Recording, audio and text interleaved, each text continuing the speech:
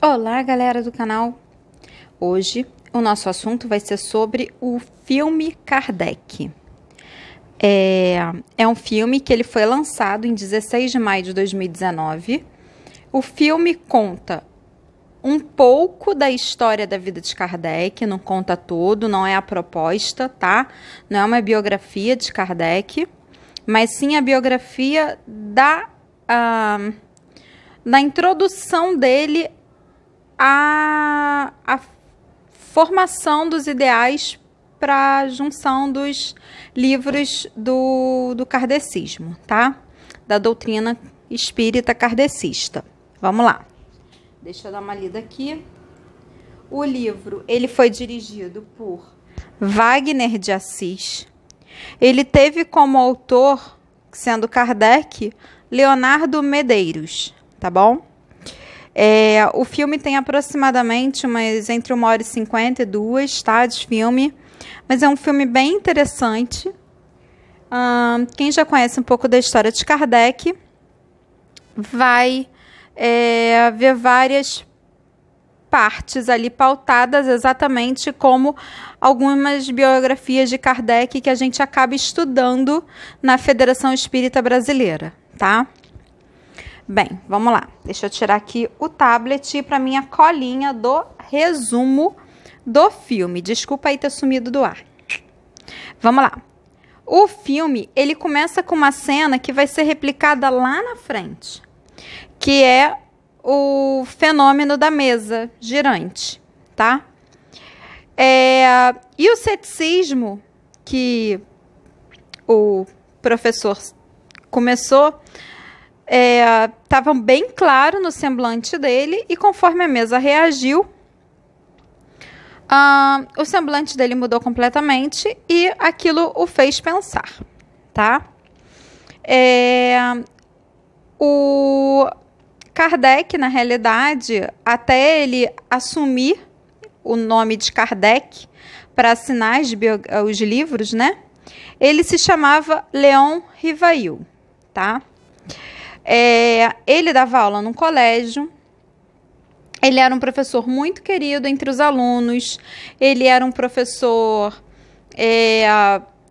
muito bom. Ele era estudioso, ele era da Academia dos Cientistas. Ele era tradutor também. Ele fazia contabilidade. Então, assim, ele era um cara muito letrado. Então, e muito cético, né? Como todo cientista. E ele, no meio da aula, ele resolveu mudar um pouco a metodologia dele da aula, aparentemente pelo susto que os alunos levaram, né? E assim que ele resolve mudar isso, a aula é invadida por um padre, que ia dar aula de catecismo para os alunos, a partir daquele momento. Mas a aula era do Rivail, e não uma aula de catecismo. Mas o imperador assim determinou que as escolas, mesmo particulares, teriam que ter aula de catecismo, pois o catolicismo que mandaria, né? Bem, isso a gente já sabe como é que era antigamente. Quem estudou um pouquinho de história lá no passado sabe como é que era a igreja, né, em 1800. Ele foi para casa com aquilo, insatisfeito com o que aconteceu, conversou com sua esposa era muito cúmplice dele, nunca o deixou de lado, tá? E resolveu, então, escrever sua carta de pedido de aposentadoria. Ou seja, a partir do dia seguinte, ele não daria mais aula naquele colégio, pois ele não achava certo a conduta que a escola estava levando. Então, ele entregou lá o seu pedido de aposentadoria e resolveu que ia ver como ele ia viver. Ele ia dar aula particular, ele ia fazer contabilidade, ele ia voltar a fazer tradução, ele ia publicar outros livros. E assim foi. Bem, com os cientistas, na reunião, ele continuou se mostrando muito cético, né? Sobre as mesas falantes ou girantes.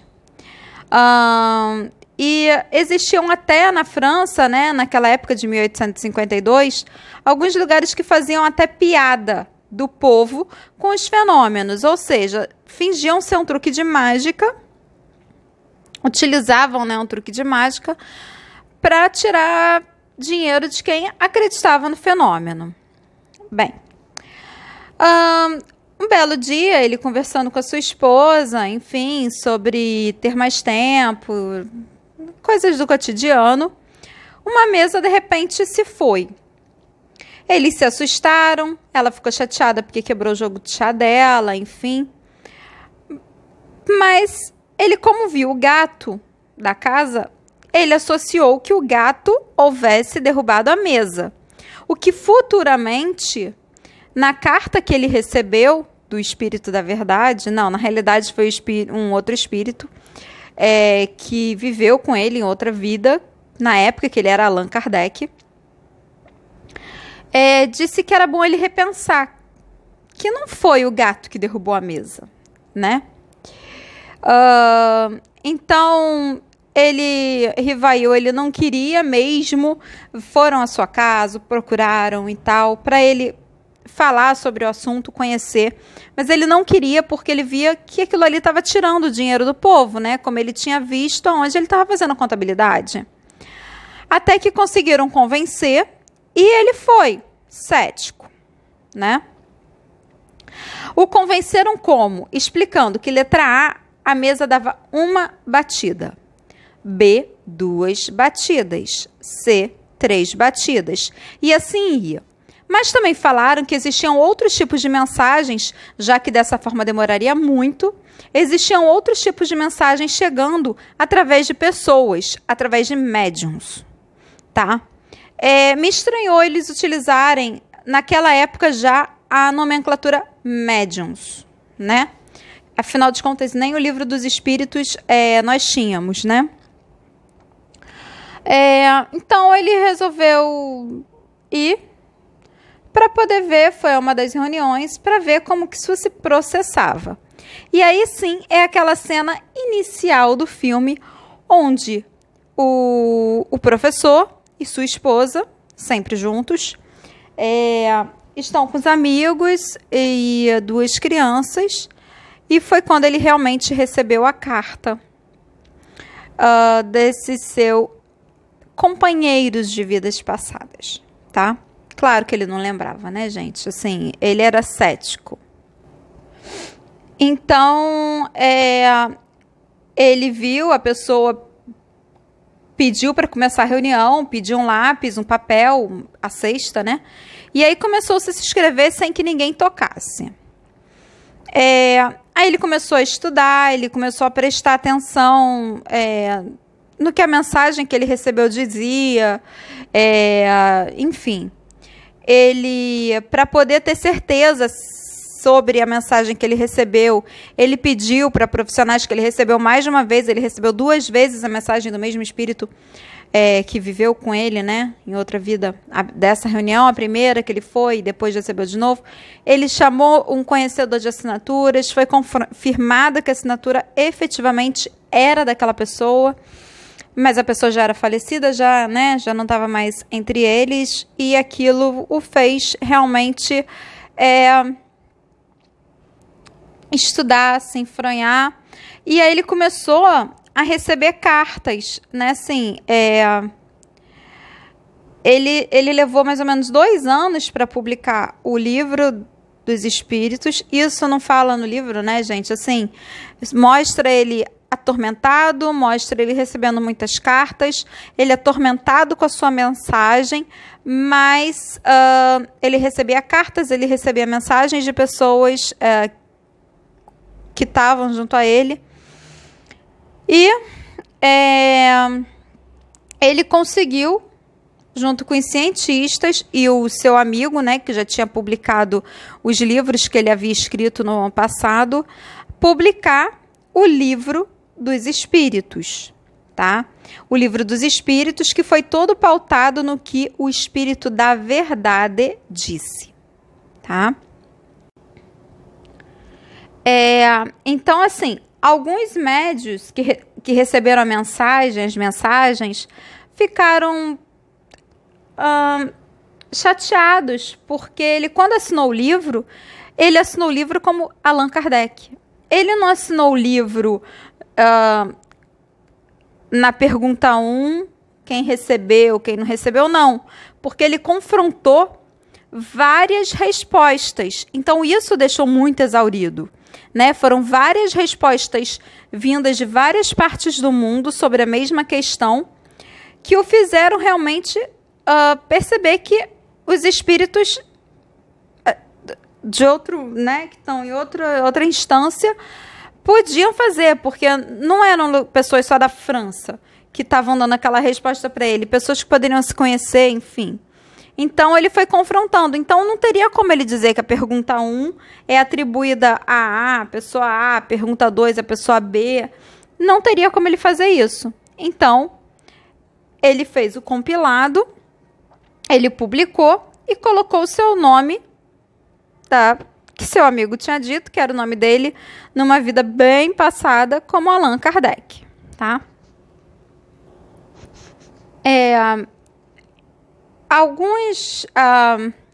Algumas pessoas se afastaram, alguns médiuns, né, que o ajudaram se afastaram, porque começou na França uma verdadeira caça às bruxas, porque o imperador ele queria o catolicismo, ele era contra qualquer outra coisa que não fosse catolicismo, né? Qualquer outra ideia, você não poderia pensar, você tinha que seguir o que ele mandava. Então, começou uma caça às bruxas aos médiuns de todas as idades. Sim, crianças ajudaram Kardec na escrita do Livro dos Médiuns, tá? Crianças ajudaram Kardec em algumas mensagens, inclusive na que fez ele pensar, né? Ele, com isso, começou a receber, né, várias cartas de toda parte do mundo, e respondia todas elas. Isso exauriu muito fisicamente, até que sua esposa, vendo aquele desespero, começou a ajudar ele a responder as cartas. E muitas das cartas mostravam a tormenta das pessoas que sempre se viram rodeadas por seres, seres invisíveis, né? Que não se sentiam, assim, tendo uma vida normal, sentiam-se atormentados.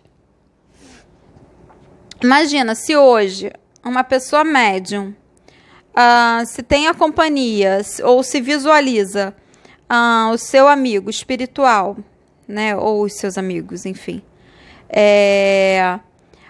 o tempo todo, já ficaria atormentado. Nós que somos espiritualistas e médiuns, sabemos que estamos acompanhados de espíritos bons e ruins. Também poderíamos ficar atormentados, né? Porque a gente está sendo vigiado, né? Full time, como é que se diz? Desculpa que está doendo aqui. Nossos atos estão sendo sempre, né? Regulados, e a gente tem que sempre tentar se manter na conduta, na moral, enfim, viver de forma positiva, né? Então, ao ver a tormenta dessas pessoas, aí Kardec procurou o seu amigo e entregou o Livro dos Médiuns. E esse livro, ele ia na primeira grande remessa do Livro dos Espíritos para Barcelona. Então, o Livro dos Médiuns, que ele falou que seria para ajudar, né, os médiuns, já iria junto com o Livro dos Espíritos para Barcelona. Bem, então, ele fazia frequentemente... Desculpa, é um mosquitinho aqui. Ele fazia frequentemente reuniões, tá? Ele chamava de reuniões da Sociedade Espírita de Paris. Então, Rivail, numa dessas reuniões, foi intimado a se apresentar à polícia, ou seja, Rivail foi preso.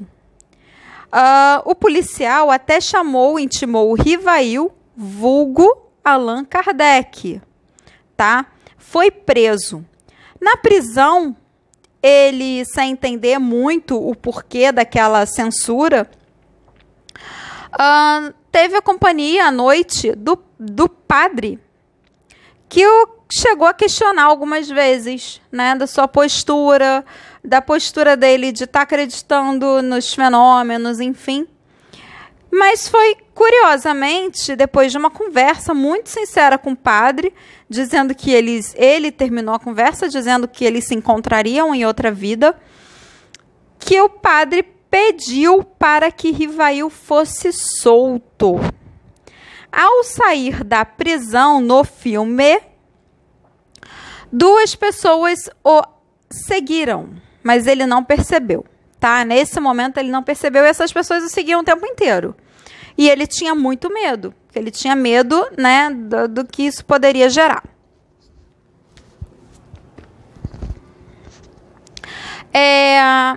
Ele tentou tranquilizar os amigos, ele disse que os espíritos superiores iriam ajudar, iriam resolver tudo, né? Inclusive, nesse momento, assim que logo após ele ser preso, uma das médiuns que ajudou nas questões, né, do Livro dos Espíritos e ficou muito chateada pelo fato do nome dela não ter sido citado, mas sim Allan Kardec apenas, levou uma mensagem para o Rivail. E a esposa guardou com ela por um período. Então, assim que ele saiu da cadeia, ele chegou em casa e mandou várias cartas para a imprensa, para o imperador, para os jornalistas, para as editoras, enfim. E também escreveu uma carta para o espírito superior, porque o espírito superior o incumbiu de uma tarefa, que seria estudar, iniciar e escrever, né, a introdução ao que hoje nós temos como kardecismo. Tanto que são os livros baseados de Kardec que fazem a doutrina, né, que seguiram a doutrina. Ele pediu perdão ao espírito de luz, ele pediu forças e perdão, porque ele achava que ele não ia conseguir, né, aquela tarefa que o espírito de luz deu a ele. Ele se sentia fraco para isso. Mas ele fez uma reunião com os amigos, falou que então iria desistir, porque ele estava doente, estava muito debilitado, tinha ficado preso. Sua esposa pediu licença, pediu para conversar com ele e foi ao lado dele e os amigos procurar o imperador para que se acabasse com a censura sobre os livros. E, obviamente, foi negado. Foi pedido também para que os livros, então, pudessem ser vendidos em Barcelona, onde eles já estavam. Que se fizesse uma intervenção. E o imperador negou, mais uma vez. Bem, em 1862, o bispo de Barcelona foi tipo uma praça, né, que assim mostra um local público, e fez tipo uma caça às bruxas, né? Jogou todos os livros que tinham da remessa que tinham ido para Barcelona, do livro dos médiuns, fez uma grande fogueira e mesmo sob protestos os queimou.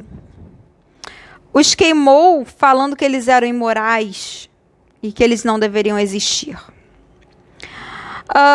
Nesse momento, Kardec já meio desanimado, ele recebeu da sua esposa aquela carta que a moça deixou com ela quando ele foi preso. E aquela carta era do Espírito da Verdade. A carta que ele recebeu do Espírito da Verdade dizia que ele não deveria desanimar, pois que esses atos de censura aumentariam a curiosidade e a procura sobre os livros. Então, ele teve a ideia, junto dos amigos, de mandar os livros sem as capas, assim, não mandar como se fosse o livro dos espíritos, o livro dos médiuns, para outros países, tá? E assim se difundiu a doutrina, Kardec sempre teve realmente o apoio da sua esposa. Não foi fácil para ele, por vários momentos você sente no filme o abatimento, que realmente eu acho que deve ter sido até bem maior do que o filme mostrou, o abatimento dele, né, físico como pessoa. Então eu acredito até que tenha sido maior.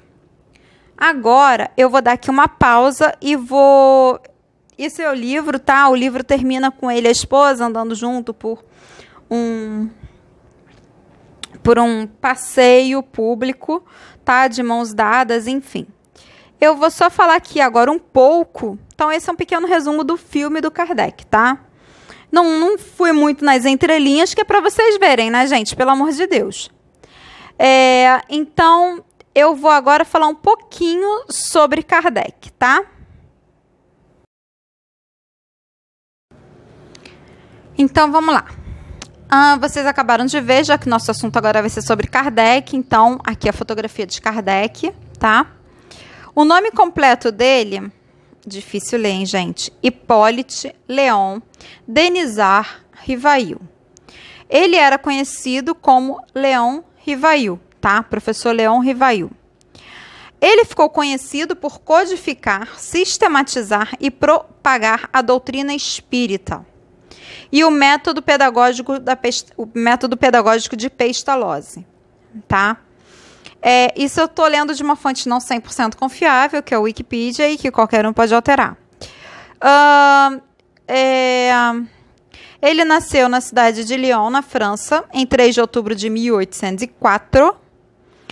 E ele desencarnou em 31 de março de 1869, aos 64 anos, em Île-de-France, em Paris.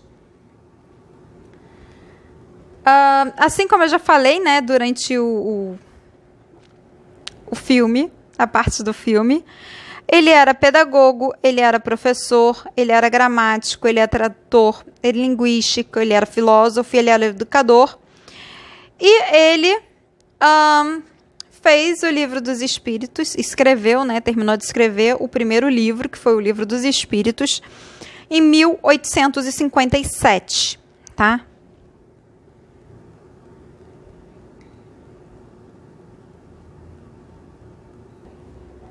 Por que Kardec ele foi um dos fundadores do método de Pestalozzi? Porque ele foi criado, nasceu e criou numa família com orientação católica,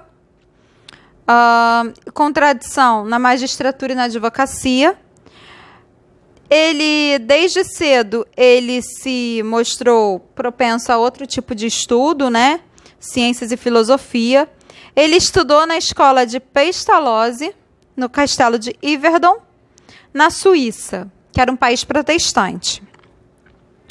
Então, isso fez com que ele se tornasse um discípulo tão propagador dessa disciplina, né?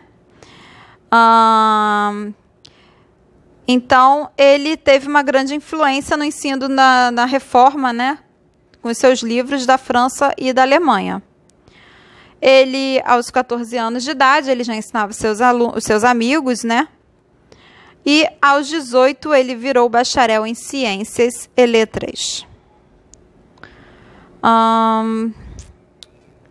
Ele foi membro de diversas sociedades acadêmicas. Em 6 de fevereiro de 1832, ele se casou com Amélie Gabrielle Baudot. E ficou dando aula, e a Amélie sempre do lado dele até o fim, tá? A Amélie também faleceu, desencarnou em 1869, tá? Agora vamos sobre a codificação.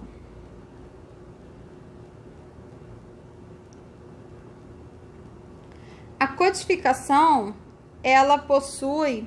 porque a minha ali, se eu for puxar, eu vou derrubar o mundo. A gente que compra a codificação toda para iniciar nossos estudos, a gente compra o Livro dos Espíritos, o Evangelho segundo o Espiritismo, o livro dos médiuns, né, que já foi explicado. Então, o Evangelho segundo o Espiritismo nada mais é, tá, do que um evangelho, o evangelho mesmo, que você vê em outras igrejas, com uma explicação abaixo no parágrafo da forma espírita de se pensar sobre aquele assunto, tá? O livro dos Espíritos foram sobre as questões que o Espírito da Verdade e outros espíritos, né? Porque ele colocou só como um, mas não quer dizer que tenha sido só um espírito, né? Que respondeu todas as questões. Orientou para que a forma da gente se portar, a forma da gente, né? Enfim, conduzir, enfim. Então,